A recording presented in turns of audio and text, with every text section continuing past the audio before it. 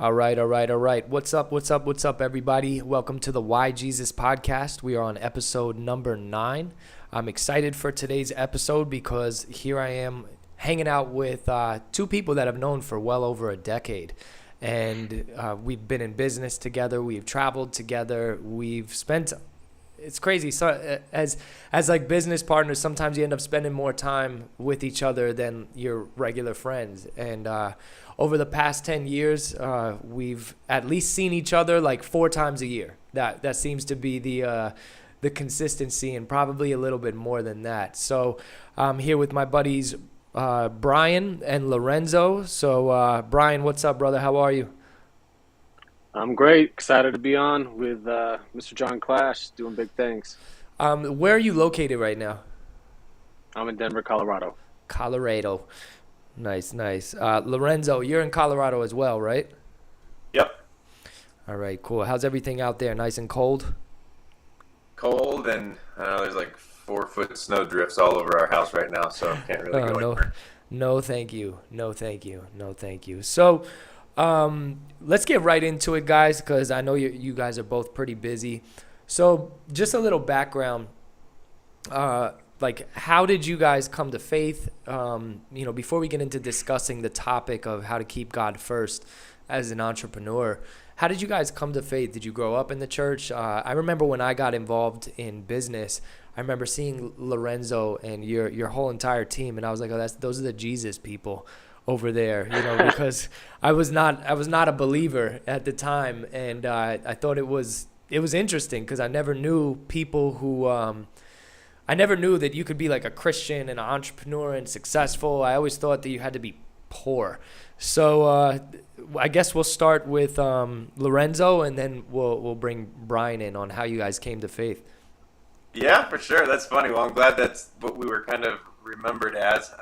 That's pretty funny. But yeah, I mean, I've been in Colorado pretty much my whole life. My parents were divorced, and so I didn't, we kind of had a broken family growing up, and I didn't really. I guess I grew up going to church, but it wasn't something that I like really latched onto. I remember trying to think. It was like when I was probably 8 or 9. It was like the first time I actually like remember church, and it was when they would pass around the trays Hey, of doing your Lorenzo. tithes and stuff. Lorenzo, I'm sorry to cut you off. Is anybody else hearing his microphone like that? Yeah, a little bit, a little bit. All right. Try turning your mic off and turning it back on. All right, Sounds like a Lorenzo robot instead of a Roy Bell. naturally. Is that any better? So speak for a little bit. Check, check, 1 2. Is that any better? Yeah, it is. It is. Definitely is. All Okay. right. So continue. You were at the offering plates. So I remember them passing around the plates and not really knowing what it was about. And I just was like, I started taking money out of the plate, thinking that they were just giving away money at church. And I was like, this is pretty cool. And I was like, the first time I got slapped at church, and my mom gave me the death stare. And then I learned later on what that was really for. So that was like my first church experience. But outside of that, I mean, we kind of went and stuff, and I didn't really latch onto it much, didn't really pay much attention. And then when I was 16, I was a sophomore in college, or not in college, but in high school. My best buddy Mark invited me out to FCA, Fellowship of Christian Athletes. So I started going to that once a week with these guys, and that's really where I started to, I guess just really fall in love with it. That's when I got saved, and put my faith in Jesus, and yeah, I guess that's where it all started for me. And it was probably another several year gap between getting saved and actually like growing in my faith, so to speak. But that's where I made the decision for me, which was a cool point in time.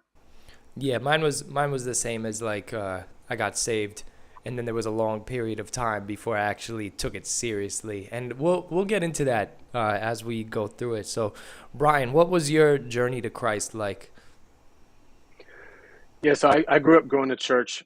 I remember us going to church, and uh, the highlight of church was potentially getting to stop at McDonald's afterwards for a 79-cent cheeseburger. But when I was 8 years old, I made the decision to get baptized. And I'm not sure how much you understand at 8 years old. Maybe you understand a lot, but they asked me a pretty simple question at that time was, they said, why do you want to get baptized? And my answer was simply, because I want to go to heaven and I don't want to go to hell. So I don't know if it was so much of a faith thing or a transferring my trust into the finished work of, Christ's work on the cross, and not leaning on myself for salvation, but completely having that be something that, he takes care of. But similar in the sense of my journey's been one that's been a gradual progression. I think that, you know, we all have different challenges that come along with the faith side of things. In seventh grade, I had one of my best friends commit suicide, shot himself with a shotgun. And I remember after that, not wanting to sing in church or do any of the praise and worship in church, and just kind of not understanding some of those kind of different things. And really, it's, for me, my story has been a lot about God being somebody that I wanted to use to help get me to where I wanted to go, rather than being in awe of God and worshiping God and wanting to create a relationship with God just because of how incredible He is and the grace that He has with us. So I could elaborate much further, but I got baptized early on, and it's been a progressive sanctification since that point, for sure. I think that's a good distinction to make, because I was caught up in the in that whole like prosperity mindset when I first got saved, and probably because of the environment that we were all in. But it was just, I was using God as a means to it. I was kind of using him like the law of attraction.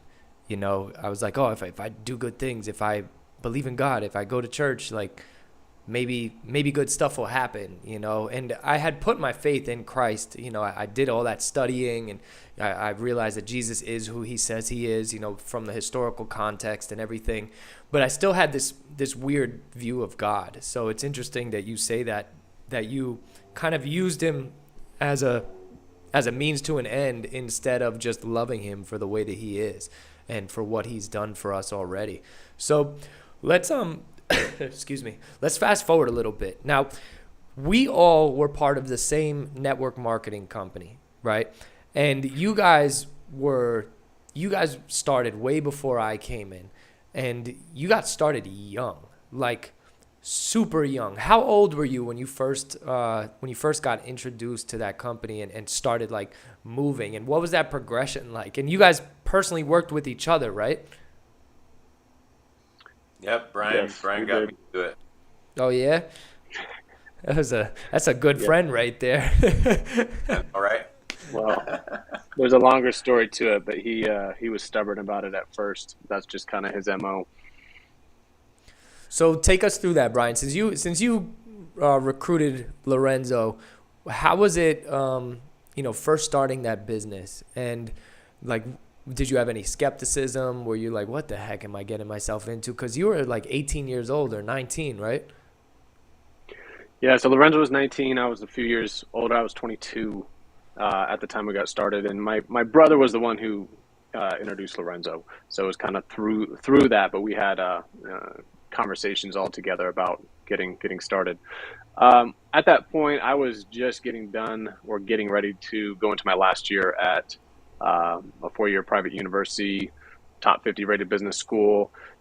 I had learned at that point in time that I did not want to become an employee. I did not want to clock in and clock out for somebody else. I had already made a decision, even though I didn't know what the thing was going to be, that I did not want to, be an employee. I didn't want to be controlled. I wanted to have more freedom. I wanted to have the flexibility, create my own income. And so when I saw I was very, very open. I had zero skepticism whatsoever, which was probably not like, that's not the best way to go about things, having zero skepticism, but I did not. I just had a feeling that this is going to be something that was going to be good. And we did not have a lot of success in the beginning.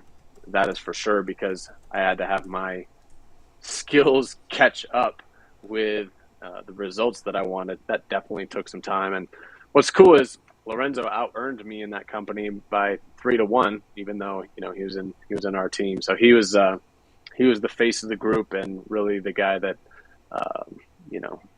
showed the rest of us what was possible. So it's kind of cool how that can work in that industry.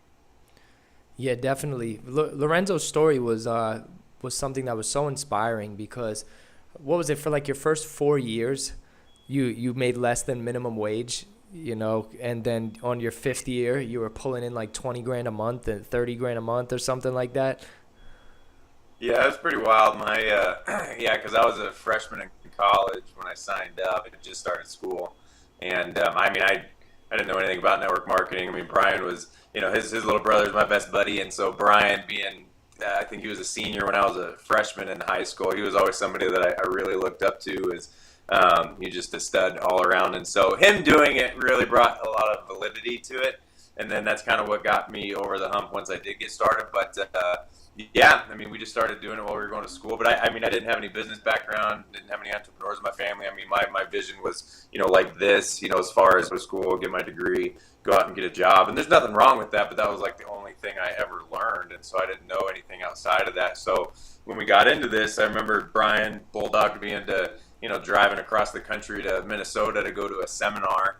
And so we went to that, and that was when we saw like what, just the bigger picture, like what was really possible in the network marketing world. And that's when I just fell in love with it and just decided that I didn't know how it was going to work or how long it was going to take or, if we were going to get, make a lot of money, whatever. But I just knew that this was something that I wanted to do, and if we make a bunch, awesome. And if we don't, hopefully I can at least make enough to pay my bills. So that's what we started. But yeah, my first 4 years, it was a mixture of going to all these seminars, spending a bunch of money on that, and did not make, I think my first 4 years combined income, I made less than $90,000 total over the 4 years. And then the 4 years following that, I made, it was like 1.4 million or something like that. So it was, once the tide turned, it was pretty wild.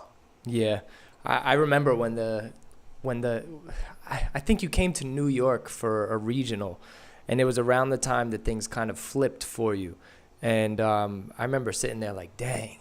I think I was probably a marketing director at that time. This was before I hit the next rank in that company. So just for everybody listening, all of us got to the top 1% of income earners in that network marketing company. Now, I know that sounds like incredible, but I didn't rake in 1.4 million. It's when you hear the top 1% of the whole entire company, you have to understand network marketing statistics, right? Most people who join network marketing don't make any money, and it's not for any other reason that most people just join and don't do anything. As simple as that. They get started and then they just don't do anything, and then they tell everybody it's a scam.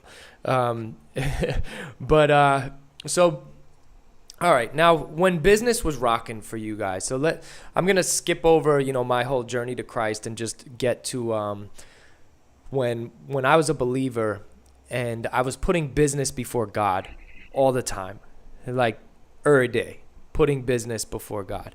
And it's when you're an entrepreneur, it can be an easy thing to do, especially if you're a new believer, right? Like I was fresh in the game. I was not a Christian for, I was never a Christian outside of being an entrepreneur. It was always, I was an entrepreneur first and then I became a Christian. So I kind of treated it in that order. I treated my business first and then my walk with God second. And I did that for years, like years. And then obviously you fall flat on your face and God kind of, pulls the rug out from under you and is like, hey, man, I'm trying to talk to you here. But so talk to me, because both of you have, ran on empty at certain points of just running, running through the numbers and building the business. You don't get to 1.4 million by like skipping, you know what I mean? You just don't. You go absolutely ham. So what were some of those moments like? And did you ever catch a moment where you're just like, man, I probably should start putting God first? And we'll start with Brian. And if you guys could reset your microphones again, like turn it off, turn it on, because I'm hearing static on both of you guys. And it's going to sound crazy when we just do the audio playback. Sounds good. Is that any better on your end, John? Yeah, much better. Okay, cool. Well, I'll clarify one thing. Zoe said that he made 1.4 million. That was over a certain period of time. He made, I don't know, about 3 times more than that in total in that company. So just to give all the listeners a little bit more context for what that was all about. Um, but I think I like this question a lot, and I think that's something that it's hard to realize what's going on at the time when you're going through these certain challenges and struggles until you look back and realize what was happening. And I think, us humans, we are prideful people, and the Bible, it says not to lean on your own understanding. And I think that's where you can kind of get trapped, is like, we are in an industry that was about personal development. If it's going to be, it's up to me. So it's a great thing to take personal responsibility for your own results and your own actions, but it can kind of go on, at least this has been my experience, and swing the other side of the pendulum, where it's like, well, I'm going to make this happen. It's going to be all up to me. And you stop depending on God. You stop, reading your Bible as much, and you just get so laser focused on me producing the results. And you can only do that for so long, like you said, before you either get burnt out or you get humbled or whatever you want to call it. And there has to be a wake up call for, it's like, hey, it's not going to happen. It's not going to happen. You trying to do it all on your own. So you're either going to learn your lesson now, or you're going to learn your lesson later. And sometimes, if you're stubborn like me, you have to learn the lesson multiple times before you eventually pass the test, and probably still got lessons to learn. Amen. Lorenzo, you're up. Yep. So yeah, I mean, I echo a lot of that, and yeah, I mean, over the course of, I don't know, what is it, 12 or 13 years that we built that. I mean, it was as you look back, you can kind of see like the kind of pinpoint those times, those moments in time where, not moments, but kind of seasons in life where you're letting the business kind of, take priority over your faith, or, really any of the other important things in your life. And I just, as I look back on it, I know that, my seasons of where I guess I'm trying to think, where it seems like I'm not so much struggling, but it's like it's such a grind to like really get any kind of momentum, not just in the business, but like in our life in general. Like whether it's my relationship with my wife at the time, or or stuff with friends, or just whatever. It's like things are much more grindy and just more out of whack. When I didn't have my faith as the priority, and so I just know that it's just like God puts His thumb on you and makes things really uncomfortable, and makes things that other areas of your life not so fun, where it really makes you take a step back and say, maybe I need to evaluate, like, what are my priorities right now, and where am I putting most of my time, effort, and energy. And not that it needs to take away from any part of the business, but it's just like, what are your what's on the forefront of your mind throughout the whole day. So I just know that like over those cycles of my business, and over the last 10 years, that when I've got my faith as my priority, it seems like everything in life tends to go a little bit smoother and a lot less friction. And when I get off the rails at all, which I've had to learn that several times throughout the last 10 years, and I probably will more in the future, where it's just like things go out of whack, and it's just not as in sync as it could be, especially with the home life and stuff. So but again, like Brian said, it's something that you tend to see better as you look back in hindsight, versus in the actual moment. Yeah, so what's interesting is, like, when things are going well, we'll forget God sometimes, right? And then when things start to get messy, we'll still forget Him, right? Because we're focusing, as Brian said, on like, hey, if it's gonna be, it's up to me. That sales build mentality of just like savagery, and there is some good to that in a sense, because as Brian said, taking responsibility for your results is super important. But it's like we completely put God off until things hit the fan, right? Then we get like, hey, God, man, I need the help. We get on our knees, we start praying, and then things get better, and what happens?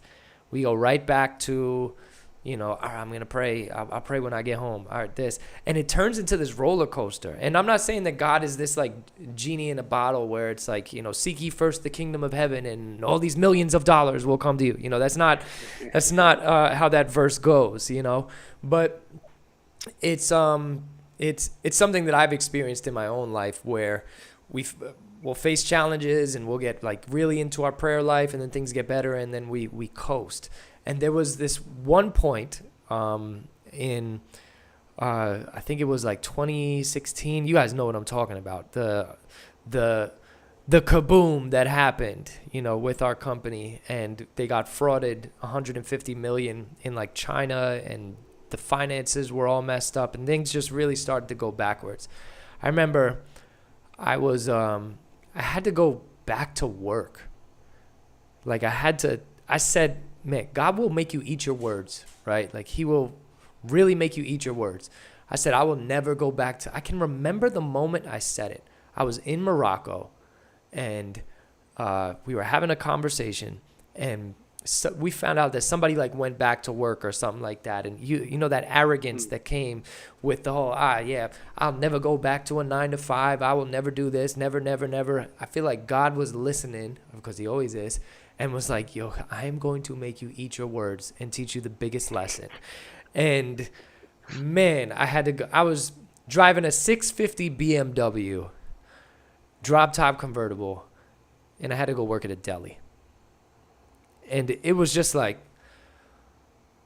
man, but God used that season of my life to just pull me back to him and really, really just say, hey, John, I'm going to bring you to a point where all you have is me, this BMW, and your mom. You know, that's all you're going to have. And that's all that I had for a season. And in that season, I grew my deepest relationship with God, and it's carried over to all of the good things that have happened since then. But I don't think without that season of falling flat on my face, who would I be? You know, so I don't know if you guys have any moments in your business that happened like that, where God kind of just slapped you up and brought you back to him. If you could, you know, talk about.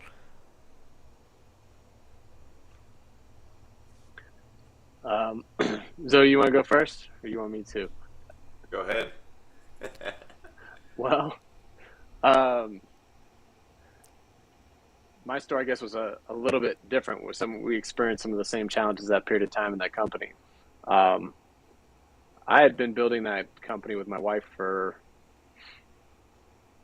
10 years at that point in time, and we had been really frugal. We rented a home for way less than market value. Instead of buying a home, we didn't go buy fancy things. We saved our money, we invested. We saved our money and we invested, and we sacrificed. And so when that time came around in 2016, 2017, things were rolling really well for us in a number of different fronts. But then I made a couple big speculative investments, and I went from millionaire to not having very much money in the bank account, put it that way, having kids, being sleep deprived, trying to restart different businesses, trying to get traction in different businesses, having a kid during the lockdowns, and having my wife be mad at me because I had actually borrowed some extra money to put in some of those investments that I thought were going to work out really well. Like, everything just seemed to not be working for, let's call it 3 or 4 years. And so I had to relearn and retake the test over and over again, I would say, before I kind of realized that I needed to really prioritize a relationship with God. And it was interesting. I was watching a Frank Turek video, who I know you're a big fan of, from the book I Don't Have Enough Faith to Be an Atheist. And even though I'd heard some of this stuff before, and like on the apologetic side, and why Jesus is who he said he is, he was explaining like just how magnificent the universe is. And he was explaining how, I think, like the next closest star, or the average distance of the star in our own galaxy, was like 30 trillion miles away. And if there was a spaceship traveling 16,000 miles per hour, that it would take something ridiculous like 201,000 years to get just to the next star. And that was just in our galaxy. And there's just a crazy amount of galaxies. For whatever reason, it just kind of put things in perspective for me. It's like, if you know, if there's this God that is timeless, spaceless, immaterial, and created all of this, living a life, there's consequences to living a life and putting attention on things that don't really matter.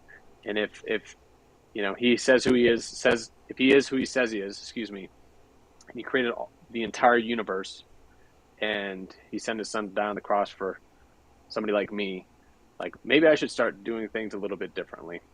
And that just really changed. I don't know why it was that, but it kind of helped shift the direction of my focus and my heart. And that was a big deal to me. But there was several years that it was frustration, stress, just a lot of not fun things for sure. That was actually very beautiful.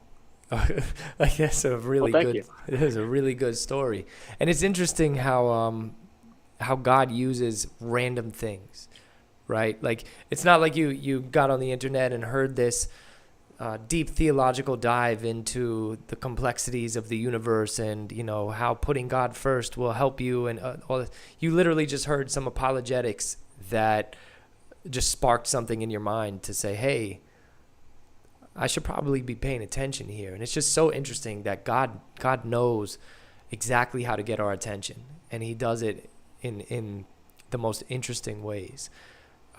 So Lorenzo, talk to us about your experience, maybe getting the rug swept out from under you.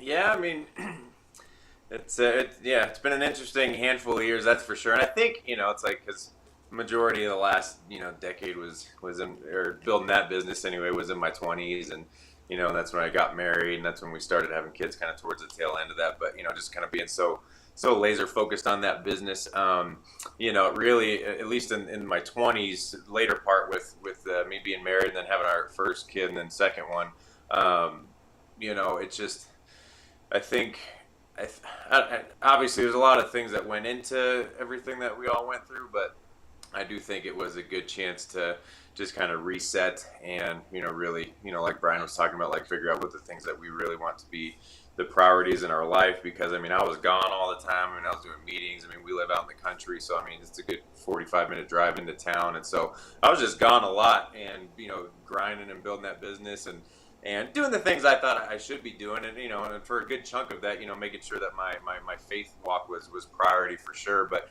but obviously even that could get better. But, my family was kind of the second or third priority in that season. And it was starting to take a toll on, just my marriage, my family life, stuff like that. And so when we went through all of that, it was a good season of shifting and pivoting and, obviously all of us kind of figuring out what we're going to do, moving forward financially. And thankfully we had been, fortunate enough to have made a good chunk of money over that time. And so we were able to put it in some different places and kind of insulate a little bit. But, but it's been such a wild shift over the last 4 years from, my priority of, even just loving to build that business and go out and do all the meetings and see the people and just all the stuff that came along with building that, to now it's like almost like total opposite, where it's like I've been trying to like build a life where I can just be home as much as I can and be with my family and just do the things that, just trying to keep the main things. And it's just such a drastic shift on, what I was like in my 20s. And, now I'm sure I got plenty. If you ask my wife, I still got plenty of stuff to work on for sure. But, at least now I'm home. At least now I'm home a little bit more for her to, for her to be able to tell me that stuff. Yeah.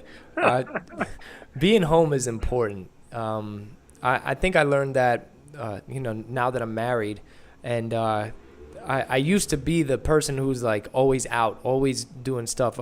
I was an introverted extrovert, but I liked doing the meetings. I liked running through the numbers. I liked, there's always crazy stories that come. I remember my brother almost got like kidnapped one time doing a presentation. You know, there's just all of these crazy stories that happen, and it's a lot of fun. It's exhilarating, and it wears on you though. I remember being so tired all the time, like just all the time.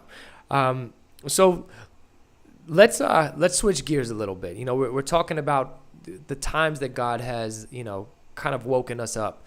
Now that we're all on the same page of making sure that God is a priority in all of our lives, and God comes first in business. You know, it's God family business, you know, and obviously we look at business as a way to provide for a family. So it's not like it's not like you're making stupid decisions, you know, but it does come in that order: God, family, business.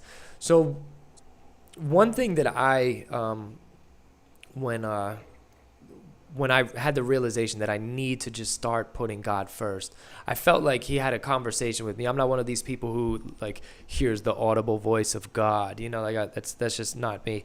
But I had this moment where, you know, I created the Godtrepreneur brand, and in creating it, that came from a place of I've always put business before God. Now God's going to kind of be my business.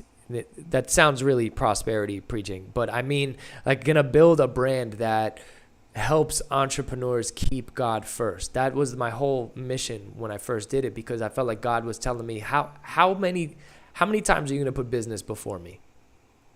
How often do you do this? And I'm like, every day I put business before you. And it was kind of like this moment of, you're not going to be able to do that anymore, because now your business is one of your businesses is going to be helping other people in business keep God first. So one of the things that I do is I make sure that the first thing when I wake up is I pray. I say thank you God for waking me up. I go outside. I have a balcony. Well, this would be my last night on the balcony. But you know, I wake up, I go outside, and I pray and I read my Bible. That's like priority number one. I cannot start my day without doing that. Even if I only have time to read like 2 verses, this is what I'm doing. I'm making sure that God is first, no matter what. So that's how I kind of started it. And then in doing that, it helped everything else in my life start to align that way. I started, you know, before I do a meeting, praying. Before I eat, pray. All of these quick little moments that I just wanted to keep God at the forefront of my mind. Because sometimes we hear, oh, keeping God first, you know, we think that you have to like stop everything, pull out the prayer rug, you know, and like get on our knees and say, thank you, God. Like, that's how you got to pray. No, you can just have a conversation. Just, hey, God, thank you so much for this. Boom. Then we get started, right? So what are some of the tips that you guys could give anybody listening that if they're struggling to find ways to keep God first, what's something that they can do to start? Well, I think one of the things that I know that I've struggled with in the past is when people say God family business, it's like, well, is that like a time thing? Do I need to have more time that I spend with God than I do with my business? And do I need to spend more time with God than I do with my family? Like, when people look at, you need to prioritize God first, that doesn't necessarily mean that you're praying for 8 hours a day or reading the Bible for 8 hours a day. I think that's one thing that is easy to get caught up on and be like, well, I can't do that. And for me, one of my challenges and struggles, even recently, is like, well, I have all this work that I need to do to be able to provide for my family. I don't have time to, you know, spend time reading the Bible this morning or listening to a good sermon or spending 10 minutes in prayer. Like, I have to get to these things. Obviously that's a lie. It's not true. But I like what you said, and I've experienced the same thing. It's like, you can prioritize something early in the day, that goes a very long way in setting up the rest of your day. And God can do bigger things in our lives than we can do on our own. We all know that. So it's like, if you're spending time in the Word and praying, you know, who's to say he's not going to do something big in your life that you couldn't have done if you worked for 16 hours that day? Again, not a prosperity type of preaching, but I mean, he can do those things if he wants to do them. So Yeah, it's that's a couple of things I've experienced. I think that's so true. It goes back to what we were talking about earlier when you said if it's gonna be, it's up to me, and we get so focused on me. I got to do this. I got to do that. I got to do this. I'll tell you something recently where I look at my stuff with YouTube as like this is my God project. This is something that I enjoy doing that helps spread the gospel, helps bring awareness to, Christian perspective, but I can kind of turn it into an idol sometimes, the actual YouTube thing. And I'll put like all this effort into a video and like nothing happens, right? I'll do it take me 5 minutes to make a video. I did a 5-minute video. It's got 6 million views. And like, that's got nothing to do with me. That was the worst video that I think I've ever made, and it's 6 million views. So I know it's a horrible metaphor for that, but in the same way, like I'm saying this because it's like the algorithms, right? So you could work, and the algorithm don't pick it up at all. Like it just does not pick it up.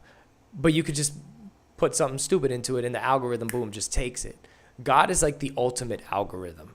He can just do it. You could spend hours and hours and hours a day working on something and get no results. And then God's just like, now's the time, boom. And then that one person comes into your organization, or that you get that one phone call about a deal that's going down that you now get to be a part of, or you get, it's just, our reliance got to be on him and not what we're doing. So Lorenzo, what's some things that you do in order to keep God first? Yeah, one thing I always just struggled with, I guess it's kind of a double-edged sword. Like one of my, I guess if I have a superpower, it's like the ability to like be laser focused and to like a crazy degree where, it's just like, and I'm such an introverted person where like I don't talk a whole lot. Like it's even funny, I found myself in network marketing because I'm introverted. I don't like to talk to people. I'm not very articulate. Like there's so many things that don't align with our business, but I found myself here anyway. But with that, like I have so many, and we all do, but I have a lot of like, just internal conversation with myself and just a lot of thinking time and being so focused on what I'm doing. Like I spend the most of that time in my head thinking about other things than God, right? Like about my businesses or different conversations or things that I might be worrying about or stressing about, but like anything but God. And so one thing that has been really helpful as of late that I've tried to implement is just, being more cognizant of, throughout the day when I am having those internal conversations, like when I'm in the shower or when I'm sitting down for a meal or when I'm driving or just, when it's just me and myself, instead of thinking about my mind wander to all these other things, just having my conversations with God in those moments and trying to, just build that relationship, build that fellowship and just grow in my faith on that regard, and just so that way I can, at least my focus and my brain thought is towards God versus all of this other stuff. So that's been something that's been really helpful lately. Just, again, just having the awareness of, instead of thinking about what I was about to start thinking about, it's a good time to pray a little bit or just have a conversation with God or give those things up to God and just, talk to him about it versus just talking to, my dumb self about it all the time. I think that's a really good perspective because for those of you listening that may not be entrepreneurs, you may not understand how like an entrepreneur brain works. It's literally firing on all cylinders all the time, all day, thinking about the next move, thinking about lining these things up.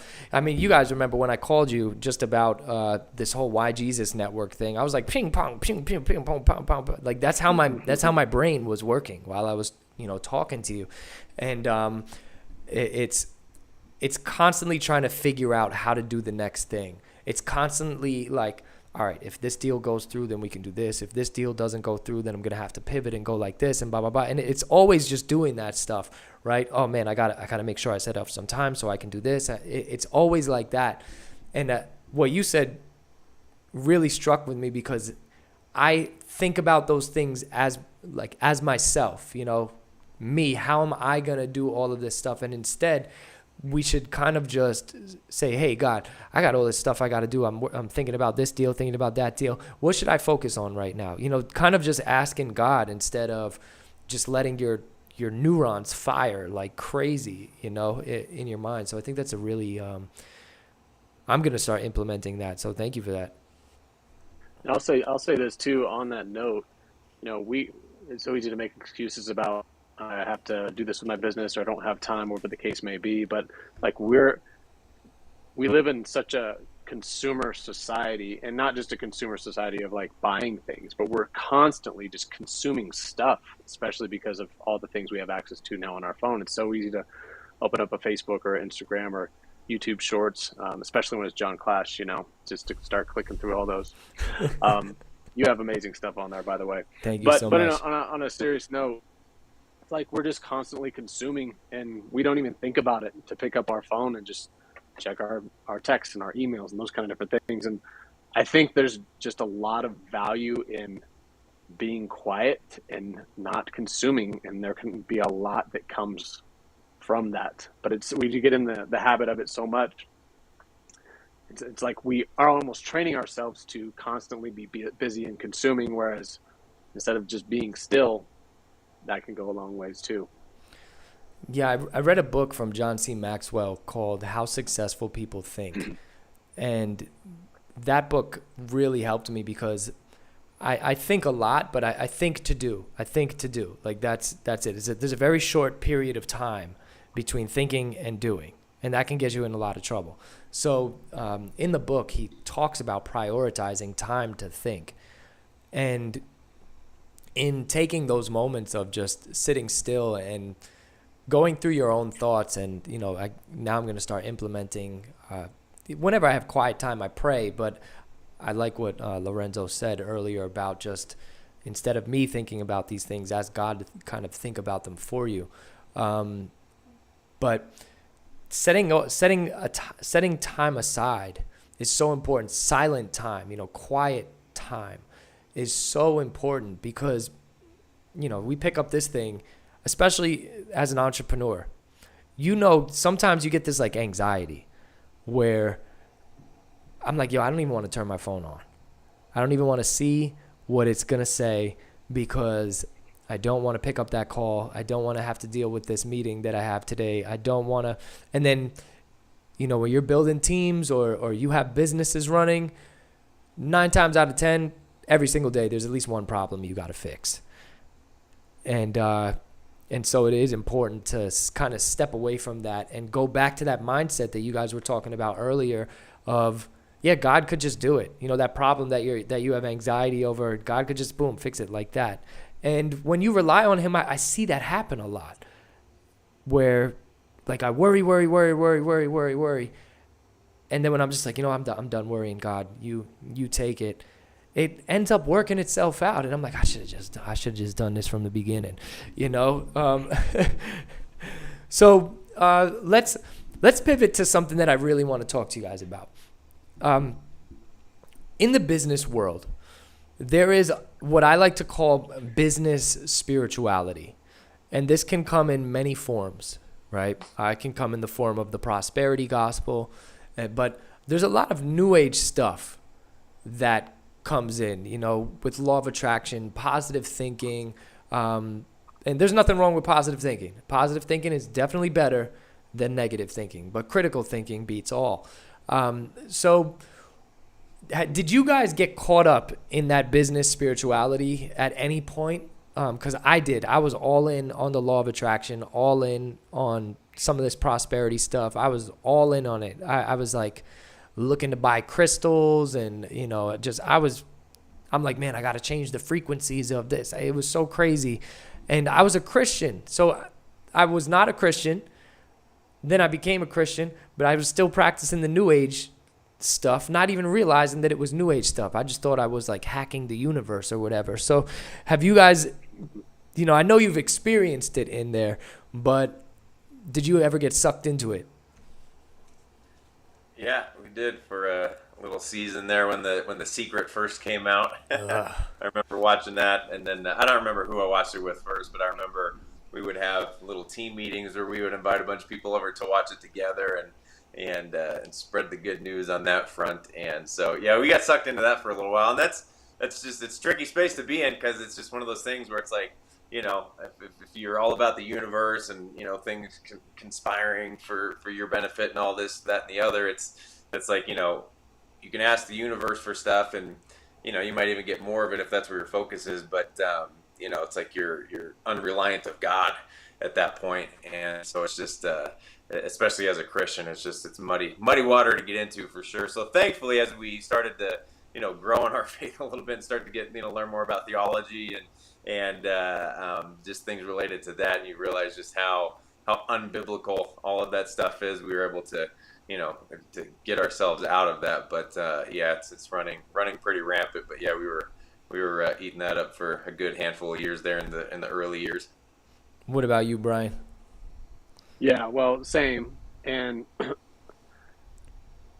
I think, again, and I mentioned this a little bit earlier, it's like we almost want to use God to get to what we want, instead of just being in awe of God and grateful for who he is and what he's done for us. But things can be spun very subtly in a way that's kind of hard to decipher what's true and what's not, especially as a new believer, especially if you haven't studied some of that stuff. I mean, it's tricky. And I think the other challenge that can come into play is when you see somebody who's very successful talking about those things, it's like we've been taught, like, find somebody who has what you want, do what they do, and you can have what they have.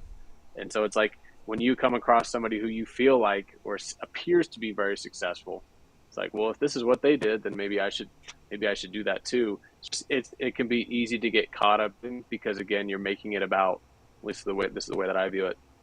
You're getting caught up in what can I get, and just making it about yourself. I mean, that's you understand law of attraction and that stuff better than I do. You're coming out with a book on some of that stuff, but it's like we're almost making ourselves mini gods of, like, hey, do this for me so that I can have it. Like the attitude of your heart is just off.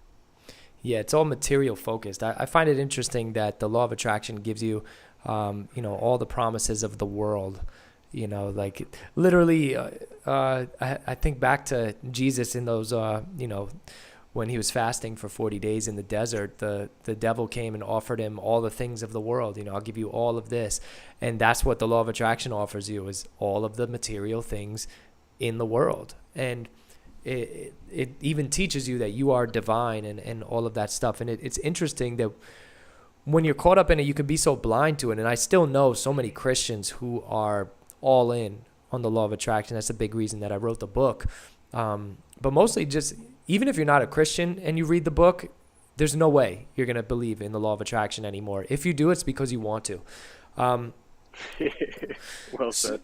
So there was a point when one of the leaders in our last company that I was directly connected with, he went like down a law of attraction rabbit hole and started like, hey, if you're not watching The Secret 5 times a week, then you're never going to be successful, and just like all of this craziness. And I remember calling David Peach. And if you guys have listened to me talk for any amount of time, you guys know I always talk about David Peach. So Brian and Lorenzo both know who David Peach is. And I remember I can remember it like it was yesterday. I was in the gym in Port Chester, and I was just, my soul was like, like I was so mad because of this whole law of attraction stuff. And I called him. I was like, Doc, how do you deal with all of this crazy law of attraction, manifestation, new age nonsense in this industry, and like still keep a level head and not want to punch everybody in the face? And he's like, kudos to you, John. Kudos to you for seeing through the deception. You guys know how he talks. Kudos to like you. That. He goes, John, you have to be a light in the dark. You have to separate these things and just understand that you've been placed here by God for a reason. But kudos to you. Kudos to you for seeing through it.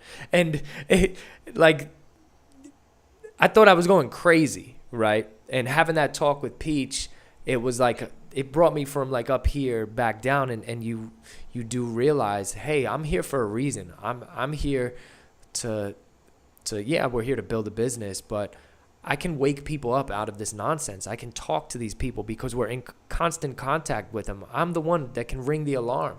So when you guys were coming out of the law of attraction mentality and stuff, did you have people fight against you that it's like you introduced them to it and then you're like, yo, this stuff is no good, we're out of here, and they're like, no, I love it? Has that happened to you?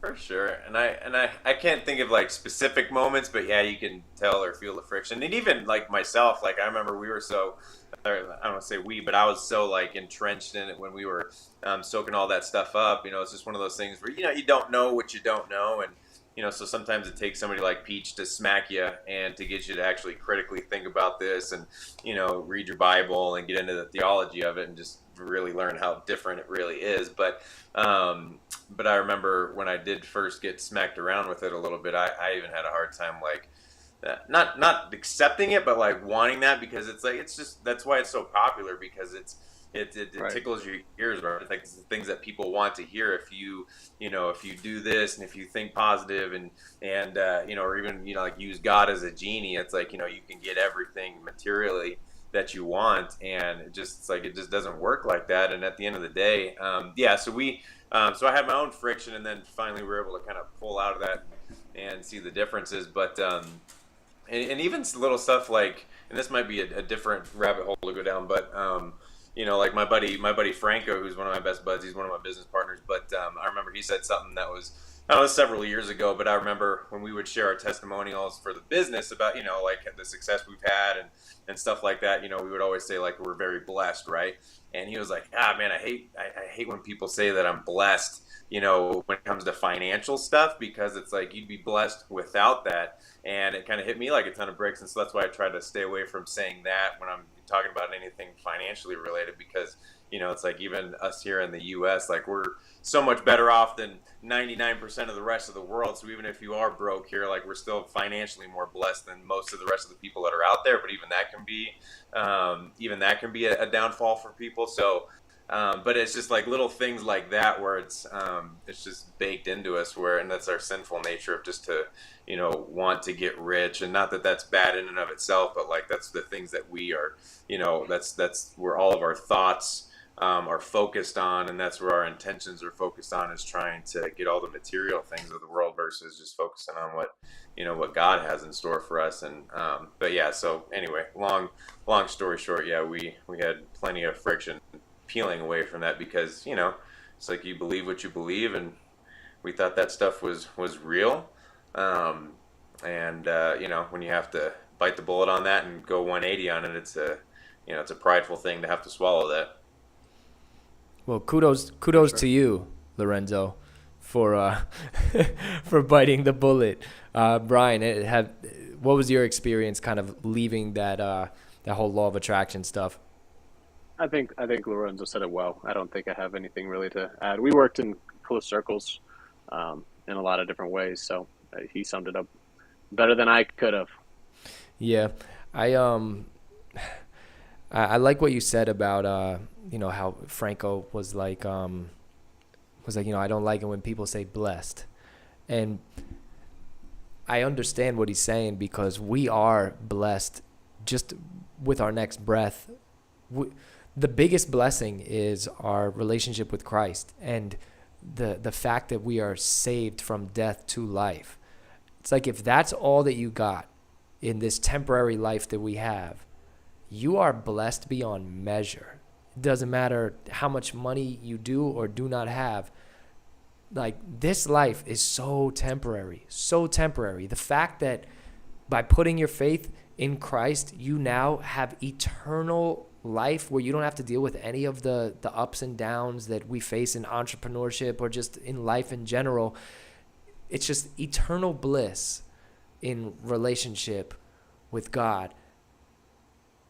What's another 1.4 million? You know what I mean? Like, right. It's just, that is the biggest blessing. Well said. Well said. So we are running up on an hour, right? And I don't want to go too long, but I just kind of want to get from each of you first, I want to announce to everybody that, hey, newsflash, these guys and the Why Jesus Network are actually going to be launching a kind of side podcast where we're going to be discussing, it's going to be called the Godtrepreneur podcast, right? We're doing a fitness challenge, a Godtrepreneur podcast that's going to be focused on helping entrepreneurs keep God first, build their businesses while keeping God first. And also these two, Brian and Lorenzo, are some of the smartest people that I know. And they have a lot of tips and a lot of insight and a lot of knowledge on just how to be a successful entrepreneur, how to face struggles and how to get through those struggles. And they have a lot of value that they're going to be able to bring. And we're going to be inviting other guests as well, people who are Christians and entrepreneurs, and some people who are Christians and like multi-millionaires and still have sound theology. We're not like a David Peach. That dude, millionaire on millionaire, and no law of attraction, no prosperity gospel, no none of that. He's the first person that actually showed me how to read the Bible. So we have a whole onslaught of guests that you guys will be able to listen to and learn from. So we're excited to launch that. So what are you guys looking for looking forward to with this podcast over the, we're not going to do it every single week. We're just going to do it when we can do it. But what are some things that you're excited to talk about and maybe some guests that you're excited to bring on down the line? I think one of the things is that just having a space where we can have these conversations and being able to tune into them is valuable. I think one of the things I'm excited about from a selfish reason is it's gonna force me to grow and get better, because in order to be able to teach certain things or share certain things, you got to get better. And so you've already forced me to get better, to think about things a little bit differently. When you asked us, what does it mean or what does it look like to keep God first in business? I don't think I've ever made a list of things of what it actually looks like to do that. So from a selfish standpoint, that's one of the things that I'm looking forward to. And then I think bringing on other people that are successful in different areas of entrepreneurship, whether it be real estate or digital marketing or, e-commerce, whatever it might be, having them share what's worked for them. And just because you can hear one thing just a little bit different way and it can make a profound impact on how you do things. And so I think that we're going to have some of those moments on this podcast where you're going to take one golden nugget and be able to do some really cool things as a result of it and make some big changes as a result of it. Amen. Yep, for sure. It's just, first off, I appreciate you looping us in on the whole thing. Like John was saying, like over the last decade, like we were in the same company, but didn't really, we're just, different parts, different teams, all that stuff. And so I've been able to, he was one of the people that I kind of watched from afar. And over especially the last several years, is somebody that I just, have a lot of respect for and just have always, appreciated everything that you're about. So especially when you came out with the whole Godtrepreneur stuff, I just remember thinking like, oh, that's such a cool idea. And then here, fast forward a couple years later, you're, throwing a line out to bring us into the circle a little bit. So I appreciate the heck out of that and you and everything that you've created so far. And yeah, just, whatever value that we can bring. I learned a lot of stuff from Brian over the years. He's one of my go-tos, and I think the most value that I can bring is through all of the dumb stuff I've done over the course of my life, and helping people learn from that side of things, so that people can avoid some of the pitfalls that I've fallen into for sure. Because there's been plenty of them, and I think a big part of why our life has been so fortunate is just because the people that we've been surrounded with, whether it's John or Brian or, Brian's little brother, Mark, my best buddy, it's just, we've got a lot of entrepreneur friends that have successful businesses, but like my buddies Charlie or Ben, they're people that I look up to spiritually, and that I think have just a lot of good stuff cooking. And so being able to bring them into the thread so that people can learn from those different people, I think is going to be super valuable. But again, it's just that's why we've been so fortunate, is because we've got so many great people around us. So to be able to help other people get exposure to that, I think is going to go a long way, on top of learning from all the dumb stuff that I've done throughout my life. Yep. Ditto. Amen. Well, I'm excited to learn from both of you. I'm excited to listen in on some of the podcasts. I'm excited to be on some of the podcasts, and to meet some of the guests that we're going to be bringing on, and to help people understand business through the lens of Christianity, right? Because not everybody is built to be an entrepreneur. Not everybody is built to be an employee. Not everybody. Christians come in all shapes and sizes, and all different walks of life, and all different ambitions in life. But the one thing we're going to make sure that we do on this podcast is bring on people who are more ambitious for God than they are for their business. And you'll see how ambitious they are for their business, and you'll be like, man, that ambitious for God? So, that's one of the 5 musts of a Godtrepreneur, is to make sure that you are building Christ's church more passionately than you're building your businesses. And that looks different for everybody. So I'm excited to bring people on and have those perspectives, because here at Why Jesus, the reason that we call it Why Jesus is not only why Jesus out of all the different, spiritual leaders, out of all the different, religions and spiritualities that you could choose from, why Jesus for your salvation. That's, of course, a core concept that we discuss here. But also, why do we filter everything in life through the foundation of Jesus Christ, through the lens of true Christian principles? And that comes with filtering politics. It comes filtering spirituality. It comes filtering relationships. But it also comes why Jesus when filtering how we do business and how to build it ethically. And so that's what I'm the most excited for, is to give people some value, and to get some value ourselves out of hearing from people as well. So with that being said, guys, God bless.